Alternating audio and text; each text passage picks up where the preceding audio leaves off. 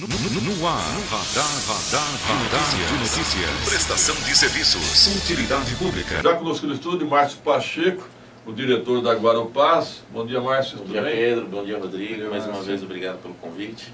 Estamos à disposição sua e dos telespectadores e ouvintes do seu programa. Primeiro vamos falar de coisas boas. A Guarupaz colaborou com o Natal enfeitando ônibus, é isso? Foi uma ação da Guarupaz, juntamente com a Prefeitura de Guarulhos e a Secretaria de Transportes e a ACE, inovador, inédito na cidade, buscando fomentar o comércio local e fazer com que a população sinta-se mais orgulhosa da cidade, mais feliz e de uma forma espontânea também usar o comércio local, fazendo as suas compras na cidade de Guarulhos, fomentando a economia, fazendo com que a nossa cidade busque reverter essa situação da economia mundial e brasileira especificamente no sentido de crise. Foram 3 ônibus enfeitados? 3 ônibus. São 3 ônibus das linhas 720 da Campo dos Ouros, 275 da Aviação Urbana Guarulhos e a 453, que é o articulado da empresa Vila Galvão. Esses carros estão rodando desde o dia 8 de dezembro, que foi o aniversário da cidade. Nós fizemos a entrega para o prefeito no Bosque, quando teve também a inauguração da árvore de Natal lá no parque. Então foi uma noite bem agradável, bem interessante, bonita. E depois nós fizemos uma outra ação com a Associação Comercial, onde nós levamos os ônibus em frente à sua sede para que a gente pudesse fazer lá também uma tomada e uma divulgação para a imprensa de modo geral. Rodrigo? Eu só queria aproveitar que vamos falar sobre transporte, Pedro, só lembrar que a Prefeitura está fazendo um teste hoje e amanhã para a futura implantação de uma faixa exclusiva de ônibus aqui na Monteiro Lobato, na Otávio Braga de Mesquita. Começou às 6 horas, vai até às 9 horas e até aproveitar, Márcio. Isso é importante porque uma das principais reclamações aqui de usuários é com relação à demora no transporte de ônibus. Faixas exclusivas hoje ajudariam a resolver esse problema, amenizariam pelo menos? As faixas, elas ajudam a minimizar, A gente sabe que priorizar o transporte público é essencial para qualquer cidade, principalmente uma cidade do tamanho de Guarulhos, A gente sabe que vários debates já foram feitos, a gente coloca isso de uma forma bem clara e ampla, que não adianta a gente simplesmente aumentar a oferta de veículos dentro da nossa cidade se o trânsito não colabora, se as vias são travadas. A gente entende que precisa de investimentos em infraestrutura. A faixa é a mais barata, talvez a menos eficiente no sentido de atender às demandas, porque prioriza, porém a gente sabe que a gente precisa de maiores investimentos. Corredores estruturados, estações de transferências, mais terminais. Existe a necessidade de um terminal aqui central para poder fazer todo o processo de organização do sistema de transporte público. E os terminais, eles vieram com este propósito, Quando nós lá atrás criamos e foi criado pela prefeitura da antiga gestão um sistema tronco alimentar com o bilhete de transporte onde há integração, foi desenhado um sistema de transporte mais eficiente e na prática não aconteceu. Estamos indo aí para o 7º ano de contrato dos concessionários e também dos permissionários que estão na cidade e infelizmente aquilo que estava previsto em contrato com relação a todas as faixas de transporte exclusivo, com todas as questões relacionadas a corredores, os terminais, que foram feitos 2 terminais, o Pimentas e o São João, que foram revertidos na outorga onerosa das empresas concessionárias e entregue para o município, para a gestão pública, parou-se aí. Então é necessário a gente rever essas questões relacionadas ao sistema de transporte, daquilo que foi realmente contratado, para a gente poder entregar para a população de Guarulhos aquilo que realmente funcione. Faixas exclusivas atendem, obviamente, vão dar mais velocidade comercial, é uma iniciativa que é necessária, mas não se resolve tudo dentro do sistema de transporte, a gente sabe disso. É interessante observar que esta gestão já cancelou algumas faixas que haviam sido implantadas na gestão anterior, No Emílio Ribas, por exemplo. Lá na região de Bom Sucesso. Bom Sucesso. Bom, como é que você observou, Márcio, que essa paralisação que houve na empresa Campos dos Ouros, que faz linhas municipais, e a atual que faz linhas intermunicipais? Isso. São cerca de 200 veículos que rodam na Aviação Campos dos Ouros na área 13 e mais cerca de 40 veículos aproximados da atual que roda nas linhas intermunicipais do consórcio Internorte. É muito triste, é muito né, preocupante quando uma empresa é paralisada e aquilo que ela já vem tendo dificuldades ao longo dos anos, porque não é especificamente neste ano que nós temos um problema, não só na Campos dos Ouros, mas eu posso dizer nas 3 áreas específicas da cidade, que é a área 1, 2 e 3, das 3 concessionárias, elas apresentam dificuldades, sim, econômicas e financeiras. E quando a gente tem um problema igual a Campos dos Ouros teve, que foi por conta de um atraso do benefício do Vale Refeição, é inquestionável que tem que se entregar o benefício, o salário em dia para aquele que trabalha, que é o nosso operador de transporte. Mas também é inquestionável o esforço da operadora e das operadoras do sistema de transporte público em honrar os seus compromissos com seus funcionários, se a gente levar em consideração que nós estamos com o ano de 2015 e 2016 com atrasos de subsídios que foram previstos dentro de contrato e não foram pagos, né? Então é muito complicado a gente simplesmente questionar as operadoras, e se você levar em conta o histórico, quantas paralisações houveram na cidade de todas as concessionárias por conta de salários ou pagamentos? Houveram sim, mas foram muito poucas. Então as empresas têm feito seus esforços, porque quando não há o pagamento do subsídio, onde elas buscam recursos? Elas buscam recursos do sistema financeiro, e quando aquele dinheiro que deixou de ser pago lá atrás for pago ou revertido para as operadoras, já passamos aí quase 3 anos, se a gente levar em consideração 2015, 2016, estamos no final de 2017, aquele dinheiro lá de trás não é a mesma coisa de hoje, levando em consideração o que foi tomado no sistema financeiro. Então assim, não quero aqui justificar os motivos são claros, porque a operadora foi paralisada, o problema foi sanado ao meio-dia foram pagos, e a operadora passou a colocar os carros na rua. Obviamente, quando a gente tem uma paralisação dessa, os operadores vão embora, então a gente acaba tendo dificuldades de soltar a frota durante o dia.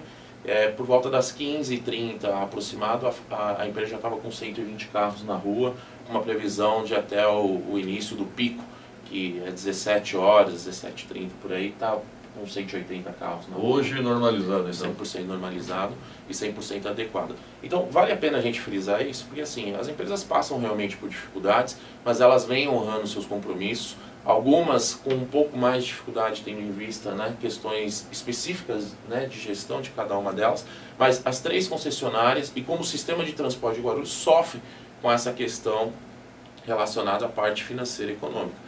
Mas a gente tem nos empenhado sempre, os esforços têm sido feitos, os investimentos no sistema de transporte por parte dos operadores vêm sendo feitos, e a gente acredita que com essa questão da gestão do prefeito Guti, a gente, vale a pena frisar, viu, Pedro e Rodrigo, a gente tem tido respostas com relação aos pagamentos do subsídio do ano 2017. Eu não posso dizer aqui que não há atrasos sim, mas há um efetivo retorno da prefeitura com relação a prazos e datas. Melhorou então? Sensivelmente, sensivelmente melhorou. Agora, precisamos, obviamente, evoluir em questões relacionadas àquilo que a gente precisa de estreitamento.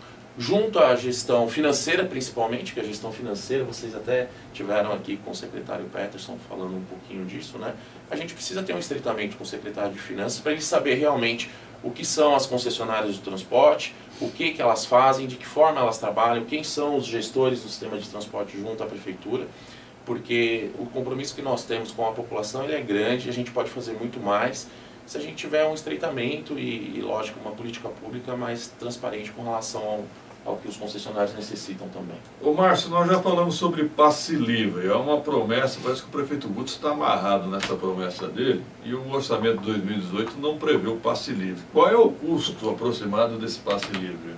O passe livre é um questionamento que estão existindo debates, bastante debates dentro da própria prefeitura, Secretaria de Transportes. A gente tem entregue informações consolidadas do que é o impacto do passe livre dentro do sistema de gestão do transporte. E a gente fala de um custo aproximado, por exemplo, o orçamento está previsto para o ano que vem de subsídio na ordem dos seus 20 milhões. Este ano vocês sabem que foi previsto algo em torno de 60 milhões, né, um pouco menos. E 20 milhões não cobre, né, efetivamente as questões relacionadas ao subsídio. Isso a gente está falando dos concessionários e dos permissionários, tá? Diminuíram de 60 para 20?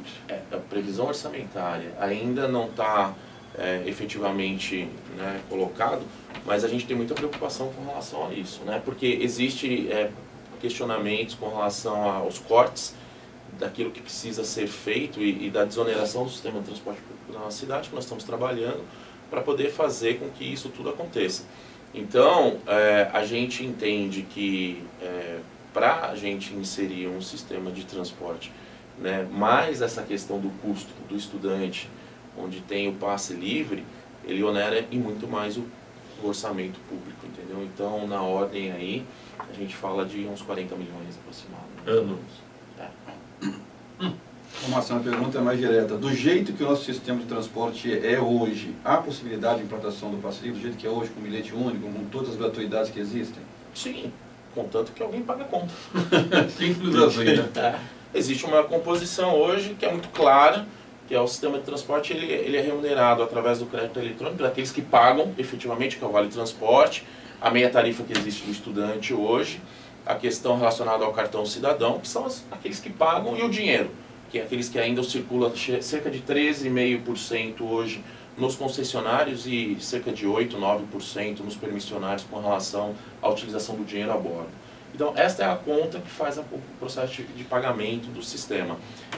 O que falta para aquelas gratuidades que são utilizadas, e muitas delas de forma errada ainda dentro da nossa cidade, e é importante frisar, com todos os investimentos em biometria facial, e a gente tem visualizado e visto ainda que há muita fraude, há muita situação aí que precisa ser combatida, e a gente está com boas expectativas, viu? A gente tem um pessoal na Secretaria de Transporte bem engajados, bem envolvidos nessa questão, e a gente acredita que em 2018 a gente vai melhorar ainda mais essa questão dessa gestão do transporte público. Agora, o Márcio Pacheco, é perceptível que o combustível subiu e subiu muito em 2017. Mais de 20%, Pedro, eu digo. Então, e todo final de ano vem a conversa ou a pergunta, teremos reajuste na tarifa?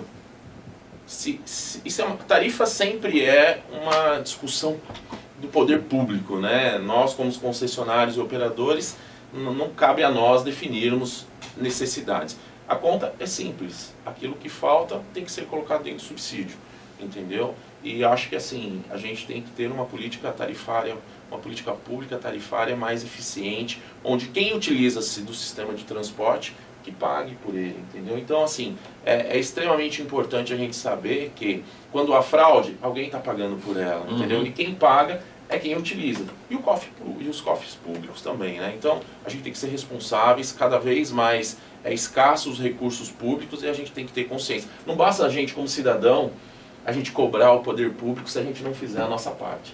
Cada cidadão brasileiro tem que fazer a sua parte, coibir a fraude, coibir as evasões, sabe? A gente tem que fazer um chamamento, não só na nossa cidade, mas a nível Brasil, de a gente mudar a cultura dessas questões relacionadas daquele achismo de falar, não, eu estou tendo um ganho individual. A gente não pode mais tratar a questão de uma forma individual, a gente tem que tratar a questão de forma coletiva. O impacto é coletivo, não é um impacto individual. A gente pode ter até aquela sensação de que a gente está tendo um ganho ali, porque eu estou deixando de pagar uma tarifa, porque meu filho está deixando de usar e pagar, mas o buraco é mais embaixo, entendeu? Falta na saúde, falta na segurança, falta em outras pastas, entendeu? Como diria o Milor, o brasileiro ele tem horror da corrupção que não está participando. É triste. Agora, a tarifa está quanto hoje, Márcio? 3 e... Não, a tarifa de Guarulhos é 4,15. É uma tarifa social, não é a tarifa de remuneração das empresas. Cada área tem um fator de integração, tem uma tarifa específica por conta daquela questão do sistema de transporte envolvido pelo bilhete único. Ou seja, tem a tarifa social, mas a gente sabe que você pagando a primeira tarifa, você tem direito ainda a mais integrações, né, sem pagar nada. E você calcula que qual seria a tarifa ideal hoje? A planilha tarifária do ano passado apontou 4,82, né, uma tarifa do ano passado. Deste ano, a gente acredita que esteja pelos índices de reajuste que houveram no diesel, nas questões relacionadas à folha de pagamento e outros custos, ela pode aproximar-se dos R$5. Agora, não é essa a tarifa, obviamente que vai ser entregue para a população, mas a gente acredita que a necessidade de reajuste ela sempre é necessária, minimamente dentro das questões relacionadas à inflação, né, para poder subsidiar os custos do transporte. Ô, Márcio, eu percebo um grande número de coletivos aqui na região central, principalmente nos horários de pico. Isso impacta negativamente no trânsito aqui, e eu tenho certeza também que na questão das corridas dos próprios ônibus. Há algum estudo para, de repente, você falou em setores de transferência, né, em terminais de transferência. Estações de transferência. Uma construção de um terminal que não fosse aqui na região central, mais próximo? Sim, existem estudos já feitos pelas operadoras que a gente tem discutido com a Secretaria de Transportes para a gente poder viabilizar de forma inteligente o transporte. O transporte ele passa pelo modal, né, pela forma que você opera, integrações de vários modelos de transporte, isso é essencial. As questões daquilo que a gente entrega de tecnologia, carros mais longos, articulados, biarticulados, a questão de infraestrutura sempre é o limitador, a nossa cidade não comporta. Para a gente poder colocar os articulados há quase 2 anos atrás, foi muito difícil, nós tivemos que fazer muitas readaptações e reorganizações de viário e conseguimos colocar os articulados nas linhas. Por exemplo, houveram linhas, a gente debateu isso aqui no seu programa, que nós tivemos que tirar a linha do corredor porque não atendia a porta esquerda, enfim, tem essas questões. Isso tudo estava previsto, né, os investimentos. Então, assim, as questões relacionadas à sua pergunta, Rodrigo, se a gente não tratar todas as esferas do transporte, seja ela de tecnologia, de viário, ou do próprio trânsito, né, com priorização do transporte público, a gente não vai conseguir evoluir realmente naquilo que a gente necessita para a cidade. Uma boa pergunta. Guarulhos, desculpa, Pedro. Guarulhos fez, São Paulo fez muito da sua lição de casa nesse aspecto. Foram construídos. Lógico que São Paulo tem uma dimensão, né, geográfica e tem uma particularidade com relação às suas vias muito diferente de Guarulhos. Mas foram feitos investimentos em faixas e corredores, em terminais, né, que viabilizou. A gente precisa ter o mesmo caminho. O Wellington faz uma pergunta interessante. Por que a prefeitura paga subsídios para as empresas e os alimentadores, deve ser os micro-ônibus, né? Não seria melhor cada um administrar o seu? Ou seja, o prefeito Guti também quer acabar com o subsídio. Sim, sim. Isso é um empenho do prefeito, sim, em acabar com o subsídio. E foi criado o subsídio exatamente lá atrás, quando foi implementado o bilhete único. Foi um tiro no pé. Essa questão porque assim, por que existe subsídio? Existem as integrações necessárias dentro do sistema que foi implementado, a expansão da gratuidade, Guarulhos tem gratuidades aí que são específicas do município, e como a gente disse no início, alguém tem que pagar a conta, senão a conta não fecha, né? O operador não sobrevive, já vive com dificuldades de atraso de subsídios dos anos 2015, 2016, e fica realmente sempre complicado. Ô Márcio, o transporte funcionava bem em Guarulhos, não havia queixas antes dessa mudança. Isso que me causa estranheza. Foram mexer no que ninguém queria que mexesse. Sim, sim. Não entendi. A gente que vive a cidade há muito tempo, e a gente sabe do que era o sistema de transporte, e do que é hoje, e a gente vem fazendo os investimentos necessários. A idade média da frota dos ônibus das concessionárias chegam em 5 anos a média dos ônibus. A gente fez os investimentos necessários. Poderíamos estar muito mais, né, à frente se não fosse, né, questões econômicas realmente que acabam impactando. Só para finalizar, uma velha cobrança minha: ar-condicionado e câmeras de segurança. As questões do ar-condicionado impactam nas questões operacionais de custo, né? Mas nós não estamos fechados a melhorias do sistema, como a gente já falou bastante vezes aqui do ônibus híbrido também, que é o ônibus não poluente, que a gente tem avaliado para a gente poder disponibilizar a população também. E as questões das câmeras, existem carros que já possuem câmeras, né, e que a gente quer expandir para o ano de 2018. Vamos avaliar, né? Foi um ano realmente difícil, 2017, nós fizemos muitos investimentos, mas tem tantos outros a serem feitos ainda. Até porque há muitos casos de assédio, né, nos ônibus, né? As câmeras poderiam até inibir, né? Nós saímos com uma campanha, viu, Pedro? Há pouco tempo agora dessa combate ao assédio dentro dos veículos, né, do transporte público da cidade, junto com a prefeitura, e a gente tem intensificado essas questões relacionadas às redes sociais, às mídias impressas, para a gente poder coibir esse tipo de atitude. Toninho Martins pergunta se há algum projeto de construção de um terminal de ônibus na região da Vila Ani Pimentas? Pimentas ali, região do Marcos Freire, Jardim Guaraci, toda aquela região. Não existe ali. Ali a gente já tem o terminal Pimentas, a gente tem o terminal São João, né? E os outros 3 metropolitanos que atendem a cidade hoje. A ideia é a gente poder ter alguma coisa, né? E aí a Secretaria de Transporte que tem que fazer essa avaliação, mas pelos concessionários a gente entende alguma coisa na região central. A Vila Ani, Pedro, eu acho que como nós, a comunicação, ela sofre o mesmo problema, proximidade com São Paulo. Acaba sendo prejudicial isso lá. Obrigado, Márcio Pacheco, pela participação. Até uma próxima oportunidade. Eu que agradeço mais uma vez, Rodrigo e Pedro. Obrigado. Foi um ano bem difícil, a gente sabe das dificuldades que nós passamos, mas a gente entregou muito e a gente tem o desejo de para 2018 a gente entregue muito mais. 7h35, 2 minutos e voltaremos.